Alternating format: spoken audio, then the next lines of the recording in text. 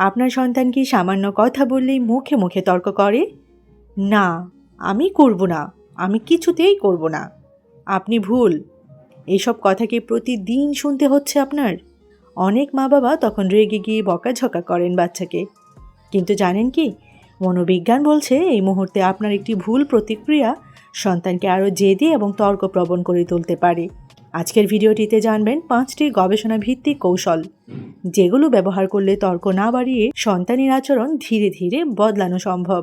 Doctor APJ Abdul Kalam sir বলেছিলেন, শিশুরা ভবিষ্যতের নাগরিক নয়, তারা আজকের পৃথিবীর সবচেয়ে গুরুত্বপূর্ণ সম্পদ। একজন ভালো সন্তান গড়তে শুধু শাসন নয়, সঠিক যোগাযোগও দরকার। American academy of paediatrics, Harvard centre on the developing child এবং শিশু মনোবিজ্ঞানের গবেষণা বলছে, শিশুর সঙ্গে সম্মানজনক, শান্ত এবং ধারাবাহিক আচরণ তার আত্মনিয়ন্ত্রণ এবং সামাজিক আচরণ উন্নত করতে অনেক গুণ সাহায্য করে। চলুন জেনে নেওয়া যাক 5টি কার্যকর কৌশল। প্রথম কৌশল, তর্কের সময় সঙ্গে সঙ্গে জিততে যাবেন না। যখন সন্তান রেগে তর্ক করছে, তখন তার মস্তিষ্কের আবেগ নিয়ন্ত্রণের অংশ পুরোপুরি সক্রিয় থাকে না। আপনি যদি তখনই চিৎকার করেন, চুপ করো, একদম কথা বলবে না, তাহলে তর্ক আরও বাড়তে পারে।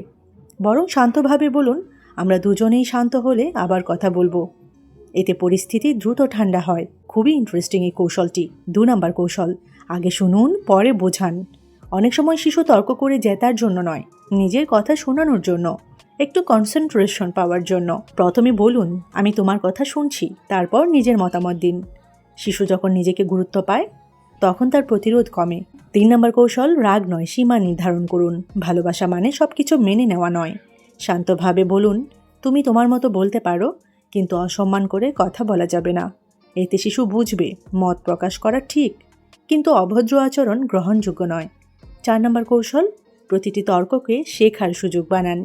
তর্ক শেষ হলে জিজ্ঞেস করুন বাচ্চাকে, আজ আমরা কি শিখলাম, কি শিখলাম, পরের বার অন্যভাবে কি বলা যেত, একটু ভাবো তো, বা একটু বলো তো আমাকে। এভাবে শিশুর সমস্যা সমাধানের দক্ষতা বাড়ে, প্রবলেম সলভিং স্কিল ডেভেলপ করে। Last but not the least, 5 নম্বর কৌশল, ভালো আচরণ দেখলে সঙ্গে সঙ্গে প্রশংসা করুন। যেদিন সন্তান শান্তভাবে নিজের কথা বলবে, সঙ্গে সঙ্গে বলুন, আজ তুমি খুব সুন্দরভাবে নিজের মতামত বলেছ, এটা আমার ভালো লেগেছে। পজিটিভ রিইনফোর্সমেন্ট বলে এটাকে।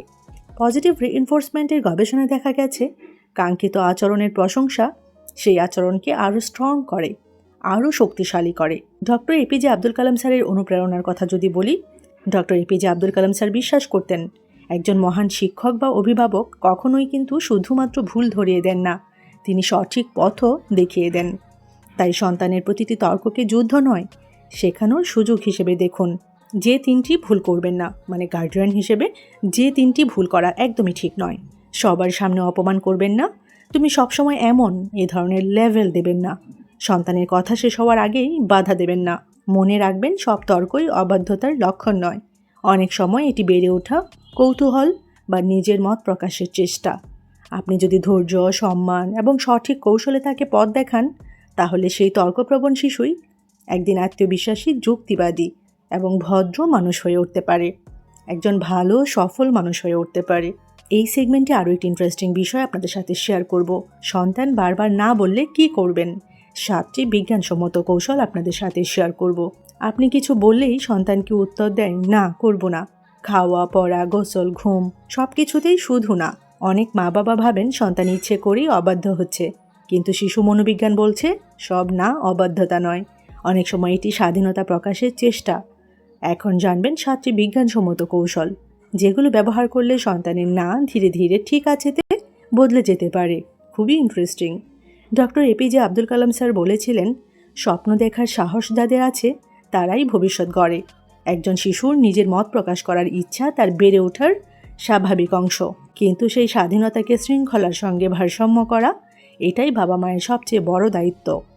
Harvard centre on the developing child, American academy of paediatrics এবং ইউনিসেফের পরামর্শ অনুযায়ী ইতিবাচক যোগাযোগ শিশুর সহযোগিতামূলক আচরণ বাড়াতে অনেক গুণ সাহায্য করে। প্রথম বিজ্ঞানসম্মত কৌশলটি হচ্ছে সরাসরি আদেশ নয়, 2টি বিকল্প দিন। এখনই পড়তে বসো, এটা না বলে আপনি বলতে পারেন, বা আপনি বলবেন, তুমি এখন পড়বে নাকি 10 মিনিট পরে পড়া শুরু করবে। শিশু যখন ছোট একটি সিদ্ধান্ত নিতে পারে, তখন তার নিয়ন্ত্রণবোধ বাড়ে এবং বিরোধিতা কমে। 2 নম্বর কৌশল, না শুনে রাগ দেখাবেন না। আপনি রেগে গেলে শিশু আরও শক্তভাবে নিজের অবস্থানে থাকে। শান্ত কণ্ঠে বলুন, আমি বুঝতে পারছি এখন তোমার ইচ্ছা করছে না, চলো আমরা সমাধান খুঁজি। এতে শিশুর প্রতিরোধ কমে।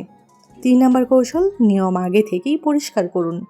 নিয়ম ঘটনাস্থলে বানাবেন না, আগেই জানিয়ে দিন। হোমওয়ার্কের সময়, স্ক্রিন টাইম, ঘুমানোর সময় পরিষ্কার নিয়ম থাকলে তর্কও কম হয়। 4 নম্বর কৌশল, ভালো আচরণ ধরুন, শুধু ভুল নয়। সন্তান একদিন অনুরোধ শুনলে সঙ্গে সঙ্গে বলুন, তুমি আজ খুব কোঅপারেট করেছ, খুব সহযোগিতা করেছ, আমি সত্যিই খুশি। পজিটিভ রিইনফোর্সমেন্ট ভালো আচরণকে শক্তিশালী করে, একটু আগেই আমি আপনাদেরকে বলছিলাম। 5 নম্বর কৌশল, শক্তির লড়াইয়ে নামবেন না।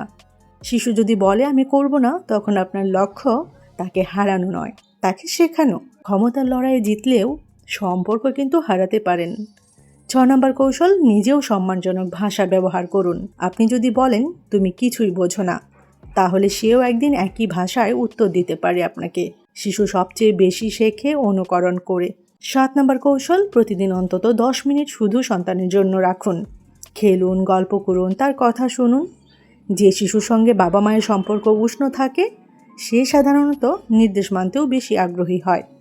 ডক্টর এপিজে আব্দুল কালাম স্যারের অনুপ্রেরণার কথা যদি বলি, ডক্টর আব্দুল কালাম স্যার বিশ্বাস করতেন শিক্ষা শুধুমাত্র জ্ঞানই দেয় না, চরিত্রও গড়ে তোলে। আর চরিত্র গঠনের প্রথম বিদ্যালয় হলো পরিবার। 3টি ভুল সবসময় এড়িয়ে চলুন। তুমি খুব অবাধ্য এমন লেবেল দেবেন না বাচ্চাকে। অন্য বাচ্চার সঙ্গে কম্পেয়ার করবেন না, তুলনা করবেন না। প্রতিটি বিষয়ে অপ্রয়োজনীয় তর্কে জড়াবেন না বাচ্চার সাথে। সব সময় মনে রাখবেন, আজ যে শিশু প্রতিটি কথায় না বলছে, সঠিক দিক নির্দেশনা পেলে সেই শিশুই বড় হয়ে আত্মবিশ্বাসী, যুক্তিবাদী এবং দায়িত্বশীল মানুষ হতে পারে। ধৈর্য হারাবেন না। ভালোবাসা, নিয়ম এবং সম্মান, এই 3টিই সফল প্যারেন্টিংয়ের ভিত্তি। আপনার সন্তান কি সব কথায় না বলে? কমেন্টে তার বয়স লিখুন। এরকম আরও অনেক ধরনের ভিডিও পেতে চ্যানেলটির সাথে কানেক্টেড থাকুন। Joy motivation Ira YouTube channel.